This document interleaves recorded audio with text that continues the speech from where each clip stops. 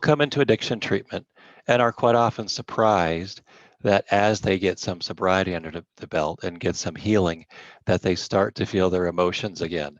And quite often it can be incredibly overwhelming. And the response is, well, I didn't sign up for this. The answer is you've been numbing your emotions for the past 5, 10, 18 years and not dealing with them. So they've been waiting for you.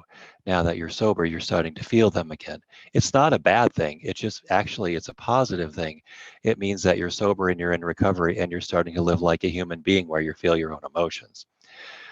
The best thing that people need at this point is just coping skills to learn to handle them and not be overwhelmed by them, and also normalizing that, yes, what you're feeling is normal, even though you haven't felt it for 5 years. Emotions are interesting things in that they're a bit like check engine lights on your dash. They give you information about what is going on in your car, but they don't give you any wisdom on what to do with that other than take it to the mechanic or have somebody look at it to tell you what it may need. And emotions are that way too in our lives. They say, hey, notice this, there's something going on you might want to check out. But it doesn't have any wisdom to say what you should do about it. And sometimes we get so overwhelmed by it, we put duct tape over our dash so we don't have to see the lights because it feels safer that way. It's actually a more dangerous way to live. But if you pay attention to your emotions, it will give you information about things you need to look at in your life. And then you look at other areas of your life to say, what do I need to do about this? What do I want to do about this? But you don't have to be afraid of your emotions. Sometimes they feel overwhelming because the texture of emotions is so powerful, like things like sadness or anger or pain are emotions that don't tickle or don't feel good.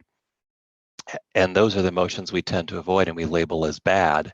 They're not really bad. They're just saying, hey, if you feel sad, you've lost something that means a lot to you. If you're angry, it's like someone has crossed your boundaries in a way. If you feel hurt, someone's taking something away from you that meant a lot to you.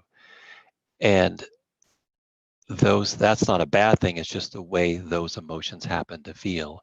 And you don't have to be afraid of it, even though it's overwhelming, but giving people skills to deal with the emotions and not be afraid of it, and then slowing down and saying, what do I need to do with this, and what should I do with this situation, if anything, and to be able to look at that. But letting your emotions give you the knowledge to say, I need to look at something, but then looking at other areas of your life to say, now do I want to do about this? But getting comfortable with emotions can be,